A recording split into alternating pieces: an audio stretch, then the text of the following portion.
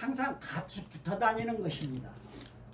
그래서 식간과 십이지라고 하는 것은 우리 한자 문명 고대인들이 바라본 우주의 어떤 질서 같은 것을 어떻게 획정 지을 것인가에 대한 고민에서 나온 첫 번째 화두예요. 불가에서 화두라고 하는 말 들어보셨죠?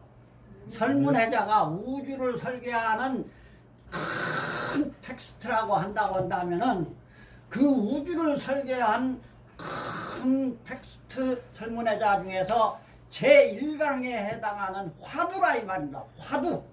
머릿말이라는 뜻이에요. 화두는. 됐죠? 네. 그래서 식간이라고 하는 것은 거기에 써져 있는 그대로 뭐 우리가 두 가지로도 쓰죠. 이게 오늘도 이것도 잘 안 나오는 놈만 내가 골라서 쓰는지 어쩌는지 잘 안 나오네. 아, 이거 잘 나옵니다.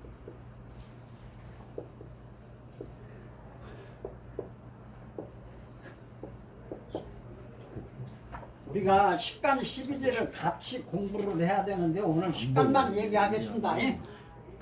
식간. 자, 이렇게 써놓으면은 식간을 저렇게 쓰나? 하고 의문점이 가죠? 네. 이렇게도 쓰고 이렇게도 쓰고 여러 가지로 쓸 수가 있어요. 그래가지고 이런 공부를 안 하고 오면은 그렇게 쓰는 것이 아니고 이렇게 쓰는 거 아닙니까? 하고 질문하면 그 사람은 뭐 어떤 사람이에요? 공부 안 하고 왔다는 증거죠? 바보. 참 딱 맞네.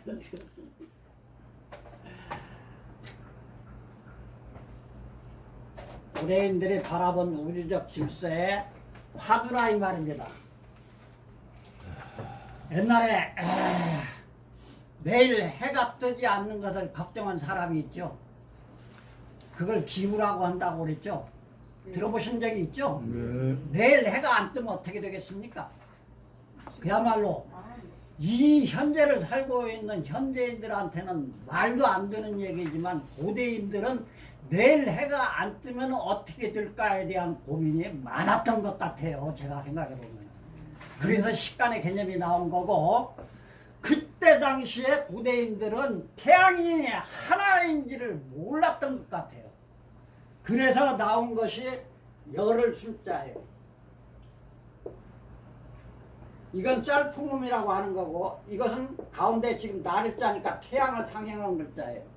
태양이 한 바퀴 돌았다 이 말이에요. 아침 때 떠가지고 서쪽으로 졌다가 지구 반대편으로 갔다가 아침 때 또 동쪽에서 뜨는 그것을 순이라고 해요. 근데 그것을 앞에다가 일자를 못하면 일순이라고 해요.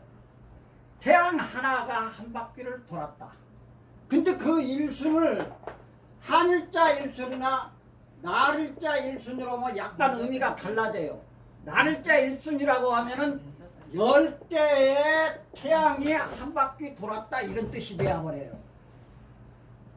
주화 선생님, 우리가 일순했다는 말 그 한자를 공부를 했건 안 했건 간에 한 바퀴 다 돌았다는 뜻으로 우리는 다 이해하고 있잖아요. 그때 한일자를 써도 되고 날일자를 써도 되지만 정확한 얘기로 하자면 일순이라고 할 때는 10개의 태양이 한 바퀴를 싹 돌았다는 얘기고 내가 조금 전에 날일자의 일순이면 10개가 한 바퀴 돈 것이라고 그랬죠? 반대로 얘기한 거예요. 지금 알고 있는 것인지 모르고 얘기하는 것인지. 한일자 일수는 10개의 태양이 한 바퀴를 다 돌았다. 그러니까 10개의 태양이 한 바퀴 다 돌아서 며칠이에요? 10개 10일. 그렇습니다. 11을 일순이라고 해요. 한일자 일순. 네네네. 날일자 일순은 날일자 일수는 네. 하루에 태양이 아침 때 떠서 저희 때 한 바퀴 돌았다? 이렇게 해석하는 사람들이 많아요. 네. 근데 그 뜻이나 똑같아요.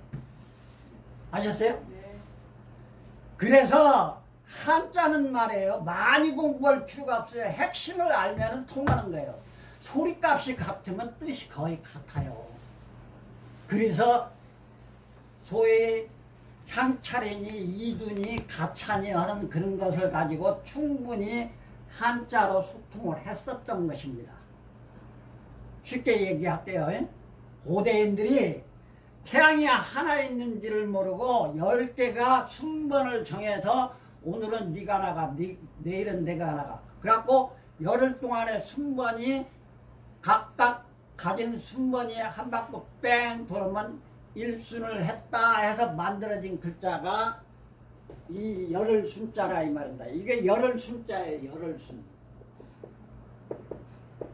이해가 됐죠? 네. 이게 쌀품음이라고 하는 글자예요. 한 바퀴 돌았다고 하는 것을 동그라미를 다 그려놓으면 원이 되겠죠? 네. 그래서 긴 것을 이렇게 작대기로 하나 세워놓고 그놈이 이렇게 꼬부라진 걸로 해서 반절만 돌아간 걸로 해서 이게 쌀포몸이라고 하는 부숫자예요. 부숫자. 거기다가 태양을 집어넣어서 나를자를 그러니까 태양이 한 바퀴를 다 돌았다. 근데 하나의 태양이 있었던 것이 아니라 10개의 태양이 있었던 걸로 인식을 했다 이 말입니다. 고대인들은. 그 태양의 고향이 어딘지 아세요? 부산국이라고 하는 나라가 있었다고 그래요. 부산국이 어디에 있었던 나라인지 알려드릴까요? 이게 전설이고 신화고 그래요. 우리 고대 신화에는 그런 신화들이 동서양하고 거의 같은 신화들이 많습니다. 동해 바다 건너 일본 있죠? 일본 앞바다는 망망대해 무엇입니까? 태평양이죠. 퍼시픽 그 깊은 심연에 3만리 3천척이나 되는 부상나무가 있었다고 고대인들은 믿었어요. 이게 3만리 부상나무가 아니 물속에 있다 이 말입니다. 물속에. 그게 잃어버린 땅 아틀란티스라고 하는 우리의 그 전설 같은 이제 고대 신화에서는 무제국이라고 하는 제국이 전설같이 태평양 심연으로 가라앉은 고대 문명처가 있었다고 하는 것이 신화로 전설로 정해지는 내용이에요. 그 뽕나무에 사는 10개의 태양이 하루 순번 열흘까지 순번이 다 돌아가는 것을 일러서 고대인들은 해가 뜨지 않는 것을 걱정했다 이 말입니다. 그게 오래 갔겠어요? 아, 보니까는 그러한 신화 전설이 깨지는데 시간이 많이 걸린 것 같아요. 몇만 년씩 걸린 것 같아요, 사실. 그런 걱정 속에 항상 살았는데 사람의 인지 능력이 확장되어지고 이 어떤 지적 활동이 이제 그야말로 충만해지는 그런 선각자들이 나옴으로 인해 가지고 태양이 하나라고 하는 것을 알게 됐겠죠. 법천 선생님 오시냐고 했었어요. 죄송합니다. 아, 백천 선생님 오셨으니까 이제 딱 됐네. 사라지면 내려와.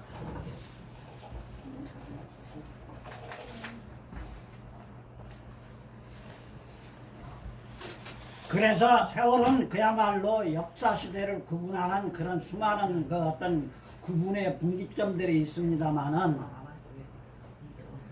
기동설, 천동설이라고 하는 말 있지 않습니까? 예? 얼마나 인간들이 무지몽매했는지 신뢰를 내가 하나 들어서 말씀드려 줄게요. 그렇게 하나의 태양이 뜨는지를 모르고 10개의 태양이 순번을 붙여서 지구를 돈다고 생각을 했는데 여기서 잘 생각해 보세요. 태양이 지구를 향해서 돌고 있다고 하는 것이 언제 깨졌어요? 예? 모르겠는데 왜래요? 그렇습니다. 불과 500년 뿐이 안 됐어요. 500년. 아셨어요? 네. 10개의 태양이 하나뿐이라고 하는 사실도 지구가 모든 태양을 향해서 돌고 있다는 태양계의 그런 우주적 질서가 500년 전까지도 10개의 태양이 뜨고 그 다음에 태양이 지구를 돌고 있다고 하는 그야말로 기동설, 청동설이 이 갈릴레이라고 하는 사람에 의해서 불과 500년 전에 깨졌다 이 말입니다. 네. 이런 얘기는 다 알고 있는 얘기인데 내가 중원부어 넣을까요?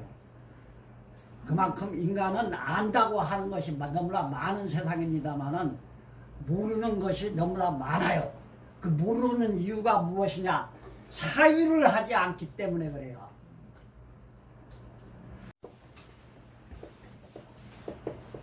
부교 모육의 준말이에요. 교육이라는 말. 여기는 그냥 어차피 나온 얘기니까 제가 얘기를 하자면 이런 것입니다. 이건 효도 효자죠. 이것은 칠복자예요. 칠복자. 칠복자가 이렇게 합쳐진 거예요. 맷들에서 효도하는 것을 가르치다 이런 뜻이에요.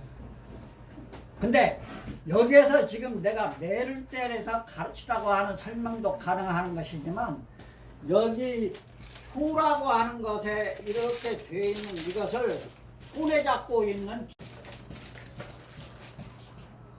교자는 고대인들에게 아버지가 자식들 교육을 시키는 거예요. 그리고 어머니는 이게 이를 운자로 알고 있죠? 네. 이게 이를 운자예요. 근데 이 글자의 본뜻이 뭐냐면은 아이, 돌아, 나올, 돌자예요. 이게 훈이 굉장히 길어요. 얘는 두 번째 뜻이요. 저 앞에서 내가 본의하고 인신어를 꼭 머릿속에다가 아셔야 된다고 그랬죠? 예? 한자는 처음 만들어질 때 태어날 때 가졌던 본뜻이 있고 그것을 뭐라고 한다고 그랬죠? 복습하는 거예요. 지난 시간에 공부한 거 지금. 본뜻이라고 하고 거기에서 변화되어진 뜻 그것을 뭐라고 한다? 인신어라고 한다. 여기에서 아이돌아 나올 돌에 해당하는 것은 그러니까 본뜻이에요. 본뜻. 이것은 다시 말하자면은 아들 자자를 거꾸로 해놓은 글자예요. 이게. 저렇게 아들 자자가 거꾸로 뒤집어진 것을 문자학의 전문 용어로는 뭐라고 하느냐? 엎어질 자, 도자, 도문이라고 해요. 뭐라고 한다고요? 도문.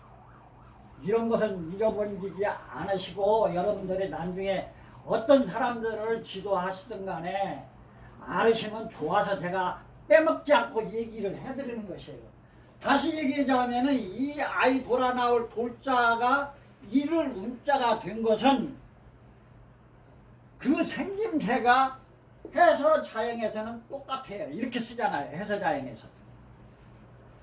아들 잡자가 이렇게 생겼는데 아들 잡자를 거꾸로 지금 이렇게 아들 잡자가 이렇게 생겼는데 이놈을 뒤집어 놓은 것이잖아요. 이것은 전석골이고 이건 각골문에도 똑같아요. 다 근문에도 똑같고. 근데 해서자형에서는 어떻게 변했습니까? 이렇게 변했지 않습니까? 여기에 서예를 하시는 분들이시고 이제 서예사 같은 것도 공부를 했을 판이고 그 다음에 전에 행초 해갖고 서체가 7가지나 된다고 하는 이런 사실도 알고 계실 판이니까 제가 강의하기가 쉬워요. 근데 이런 것을 전혀 모르는 사람들한테는 얼마나 답답하겠습니까? 그만큼 한자는 어떻게 보면은 사라져야 할 문자일 수도 있어요. 이 문제는 엄청난 또 다른 논쟁거리의 문제이기 때문에 제가 여기서 거론하지 않겠습니다. 해서자형으로 변화된 이를 운자는 아이 돌아 나올 돌자하고 이 글자하고 똑같아요. 이 이를 운자는 원래 각골문에 이렇게 있어요. 구름이 피어나오는 모습을 상영한 구름문자예요. 이 구름문자. 구름문자를 대전이나 갑골문이나 이런 데 검색해 보세요. 아까 제가 알려준 한전이라고 하는 중국의 사이트 들어가 보면은요, 서체가 쫙 나와요. 아까 제가 뭐 없는 것 없이 다 나온다고 그랬잖아요. 중국에 지금까지 한자로 기록되진 모든 것이 다 들어가 있어요. 아까 제가 알려준 한전이라고 하는 사이트 안에는. 이게 무슨 자예요? 무슨 유예요? 헐류. 자, 이것을 말입니다. 몇 글자가 여기에 지금 합쳐졌는가를 봅시다. 상수변이 있죠? 네. 상수변을 문자로 하자면 내천자가 이렇게 된 거예요. 상수변이나 내천자나 물이 흐르고 있는 모습 삼흑이에요. 이것은 지금 우리가 해서자용으로 쓸 때에는 물숫자의 다름 아닌 똑같은 자라 말입니다. 상수변이 됐건 내천자가 됐건 옆으로 좀 꼬부려놨다고 해가지고 틀린 글자가 아니라 같은 글자들이라 이 말입니다. 됐어요? 네. 그러면은 여기에 지금 삼수변하고 아이 돌아 나올 돌자가 있죠? 네. 이게 어디서 만들어진 글자인 건 거니? 저 앞에서 자식이 태어나는 것을 보고성 얘기했었죠? 예? 첫 시간에 내가 보고성 얘기했잖아요. 그 자식이 나와요 지금. 사람의 자식뿐만이 아니라 모든 포유류는 그 자식새끼가 나올 때 다리부터 나온다, 머리부터 나와야 된다. 머리. 그렇습니다. 그 말이에요. 머리가 나오고 있는 모습을 그대로 옮겨놓은 글자가 바로 아이 돌아 나올 돌자를 이렇게 표시한 거예요. 왜 돌아 나오겠어요? 자궁 속에서는 편안히 엄마하고 마주보고 있답니다. 예? 제 강의가 중언부언 하는 얘기가 많은데 재밌으라고 하는 얘기예요. 사내 새끼는 엄마하고 마주 이렇게 보고 있답니다. 딸들은 대부분이 등지고 있다고 그러네요. 우리 여기 여원 선생님이 더 잘 아실 것 같으니까 제가 여기서 이런 문자를 쓰는 것은 너스레예요. 너스레. 의사가 아닌데. 자, 아니에요. 이런 것이 설문해자를 공부하는데 나중에 여러분들 이런 얘기가 있어요. 계집녀딸 아들자 있잖아요. 네. 그럼 조루자잖아요. 네. 이런 글자가 엄마가 자식을 안고 있으니까 좋다. 남녀가 서로 마주보고 있으니까 좋다. 베라벨로의 얘기들을 다 하고 있지만 그것은 조로자의 근원이 무엇을 근본으로 하고 있는지 나중에 설명하기로 하고 오늘은 설명해주세요. 흐를유자 얘기하는 거예요. 흐를유자. 네. 그래서 이 앞에 안 들려. 예? 안 들려요? 아니 조로자를 지금 설명해 주시라고 하니까 안 들리지. 아예 엄마가 아들을 갖고 있으니까 모성애로 기분이 제일 좋다 이거지. 이 세상에 이성 간에 사랑받아도 모자간 사랑이 제일 기쁜 거예요. 과연 어른은 틀려요. 자, 여기에서 흐를자의 본디자가 여기 삼수변이 없는 글자예요. 원래 이거 어디 갔어? 이렇게만 해도 흐를자예요. 그래서 여기에 물이 이렇게 흐르고 있는 것은 지금 아들 자자가 거꾸로 있는 아이 돌아 나올 돌자 앞에 뭐가 흐르고 있다는 얘기예요. 양수. 양수. 정답. 양수가 터져서 그 산도를 매끄럽게 하지 않으면 안 되겠죠. 예. 그래서 양수가 흐르고 있는 것을 흐르려 그랬어요. 이게 말이요, 물이 흘러가는 것을 보고 흐르려 해야 할 것 아니겠습니까? 그죠. 근데 고대인들이 흐른다고 하는 개념을 포유류가 사람이 새끼를 낳을 때 그 새끼가 나오는 산도를 윤활하게 하기 위해서 양수 터진 것을 흐른다고 했다고 하는 것은 말입니다. 지금 사람들 머리하고 상상이 안 갈 정도로 우월해요. 네. 아니 다 그런 것이 아니겠죠. 저런 한자적 그런 동기를 사유했던 고대인들은 이런 생각을 어떻게 가지고 있었을까. 그것이 나중에 이제 물이 흐른다는 뜻에 삼수변이 붙어갖고 이런 것이 또 완성이 되어갖고 흐를 자가 또 만들어졌어요.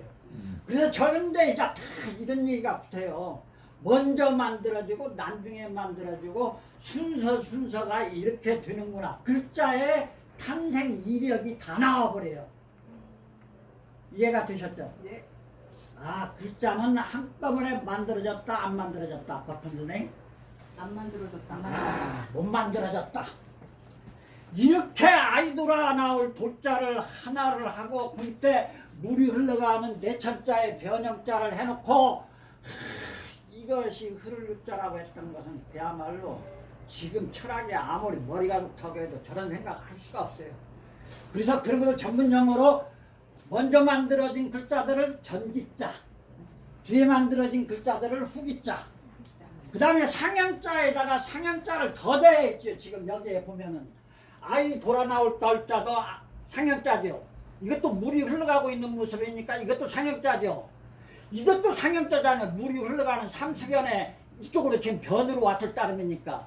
그래서 상형자에다가 상형자가 또 못해지고 한 그런 것을 증체상형 그래요. 뭐라고요? 증체상형. 더할증자,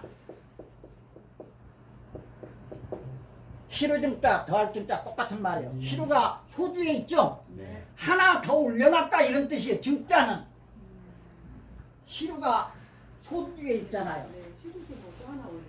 그렇습니다. 그러니까 연상이 막 되죠. 네. 나중에 부숫자를 이제 내 강의가 1년 동안 허락을 한다고 한다면 마스터가 돼요. 여러분들은요 지금 불행히도 만만 보고 끝나는 거 10강뿐이 못 들어요.